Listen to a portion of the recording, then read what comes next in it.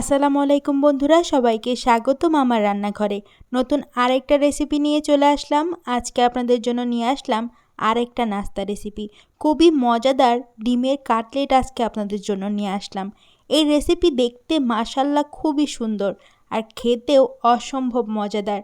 বাসায় মেহমান আসলে মেহমানের সামনে এই রেসিপি অনায়াসেই তৈরি করে দিতে পারবেন আর খুবই কম খরচে এই রেসিপি তৈরি করতে পারবেন বাসায়। কিন্তু দেখে মনে হচ্ছে নামি দামি কোনো নাস্তা। চলুন তাহলে আজকের মূল রেসিপিতে চলে যাই। প্রথমে একটা বাটিতে আমি নিয়ে নিলাম 3টা মাঝারি সাইজের আলু সিদ্ধ করে আমি এটা ম্যাশ করে নিয়েছি। খুব ভালো করে ম্যাশ করে নেবেন যাতে এর মধ্যে কোনো দানা না থাকে। এরপর এখানে দিয়ে দিব পেঁয়াজ কুচি। এখানে আমি 3টা মাঝারি সাইজের পেঁয়াজ কুচি করে নিয়েছি, ওই পেঁয়াজটাই দিয়ে দিলাম। তারপর এখানে দিয়ে দিব মরিচের গুঁড়া। এখানে আমি 1 চামচ মরিচের গুঁড়া দিয়ে দিলাম। হাফ চামচ দিয়ে দিব হলুদের গুঁড়া, হাফ চামচ দিয়ে দিলাম জিরার গুঁড়া, হাফ চামচ দিয়ে দিলাম ধনিয়া গুঁড়া, 1 চামচ দিয়ে দিলাম চাট মশলা। এখন দিয়ে দিব স্বাদ মতো লবণ। এখন এখানে দিয়ে দিব 1 প্যাকেট ম্যাগি মশলা। ম্যাগি মশলাটা অবশ্যই দেওয়ার চেষ্টা করবেন। ম্যাগি মশলাটা দিলে এই নাস্তাটা খুবই মজাদার হয়। 1 চামচ দিয়ে দিলাম চিলি ফ্লেক্স। ঝালটা আপনাদের স্বাদ অনুযায়ী দিবেন, যে যতটুকু ঝাল খান আর কি। এখন সমস্ত উপকরণ হাত দিয়ে খুব ভালো করে মেখে নিব। খুব ভালো করে মেখে নেবেন যাতে কোনো মশলা দলা পেকে না থাকে। এক প্রকার তেল ছাড়া আলু ভর্তার মতো খুব ভালো করে মিশিয়ে নিতে হবে সমস্ত উপকরণ। দেখতেই পাচ্ছেন আমি কিভাবে মিশিয়ে নিচ্ছি। আপনারা একটু সময় নিয়ে খুব ভালো করে সমস্ত উপকরণ একসাথে মিশিয়ে নেবেন। আমার আলুর পুরটা রেডি হয়ে গেছে। এখন একটা সাইডে আলুর পুরটা রেখে দিব। এখন আরেকটা বাটিতে নিয়ে নিব 2টা ডিম।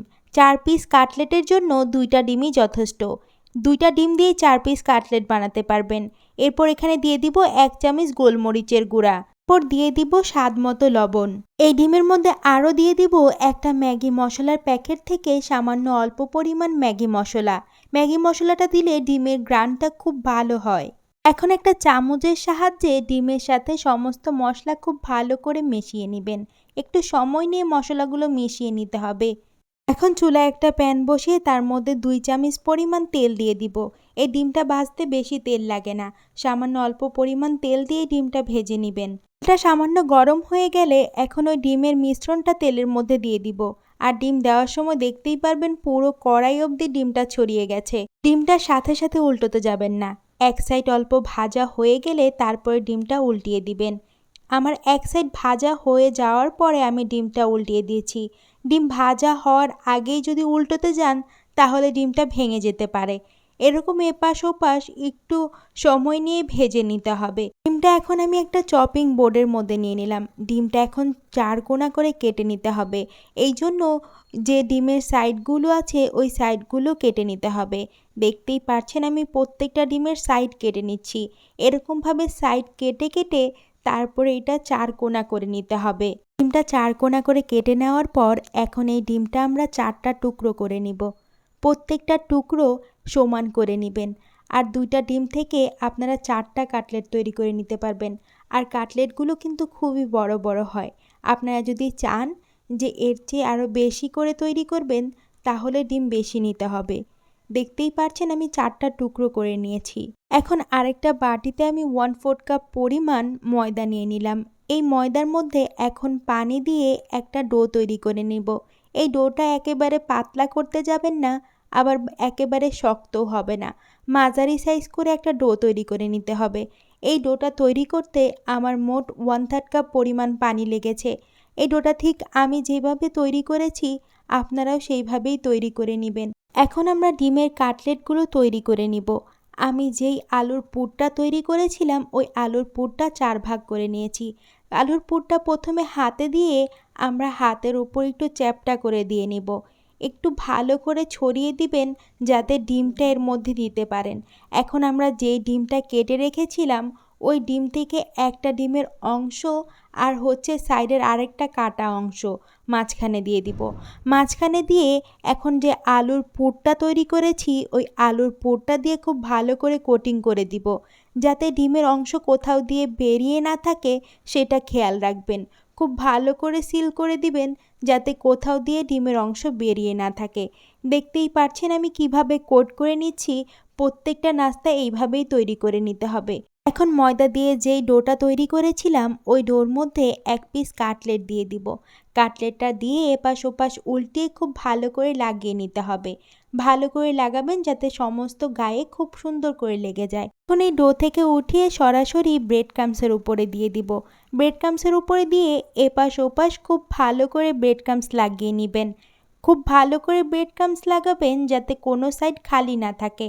তাই একটু সাবধানে আমরা এপাশ ওপাশ সমস্ত সাইডেই খুব ভালো করে ব্রেড ক্রাম্বস লাগিয়ে নিব। আর ব্রেড ক্রাম্বস দিয়ে যে কোনো নাস্তা ভাজলে খুবই মুচমুচে হয়। এই নাস্তাটা উপর দিয়ে একেবারে মুচমুচে হয় আর ভেতর দিয়ে পুরো মাখনের মতো, খেতে অসম্ভব মজা লাগে। বন্ধুরা, এখনও যারা আমার চ্যানেলটি সাবস্ক্রাইব করেননি তারা দয়া করে আমার চ্যানেলটি সাবস্ক্রাইব করে বন্ধু হয়ে পাশে থাকবেন। অবশ্যই বেল আইকনে ক্লিক করে রাখবেন যাতে আমার চ্যানেলের সমস্ত ভিডিও নোটিফিকেশন আপনাদের ফোনে চলে যায়। একই নিয়মে সমস্ত নাস্তাগুলো তৈরি করে নেবেন। আমি আমার সমস্ত নাস্তার মধ্যে ব্রেড ক্রাম্বস লাগিয়ে নিয়েছি। এখন নাস্তাগুলো ভেজে নেওয়ার পালা। তার জন্য চুলায় একটা প্যান বসিয়ে তার মধ্যে বেশি করে তেল দিয়ে নিয়েছি। তেলটা একটু গরম হয়ে গেলে একটা একটা করে নাস্তা এই তেলের মধ্যে দিয়ে দিব।